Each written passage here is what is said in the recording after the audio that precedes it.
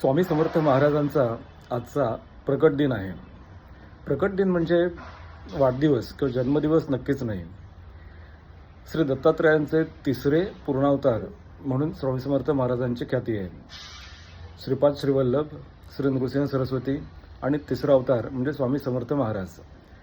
आंध्र प्रदेशातल्या श्रीशैलम भागातल्या कर्दळी वनामध्ये त्यांचं प्रकट दिन असतो असं आपण सगळेच जण जाणतो. त्यातली आख्यायिका पण सगळ्यांना माहिती आहे, काय नेमकं झालं ते. त्यात रूपक बरंच वापरलेलं आहे त्या कथेमध्ये.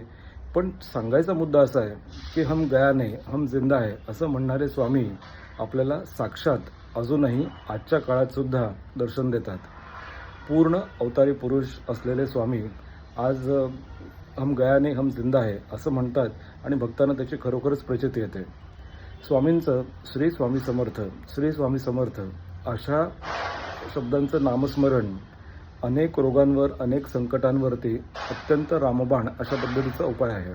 म्हणूनच स्वामींना मठात जायची किंवा मंदिरांमध्ये जायची, दुपारती करायची, त्यांचे गोडवे गायची जास्त काही गरज लागत नाही. फक्त मनातून त्यांचं नाव घ्या आणि तुमचं जे कर्म आहे, तुमचं जे काम आहे ते मनापासून तुम्ही करत राहा. स्वामी नक्की प्रचिती देतात.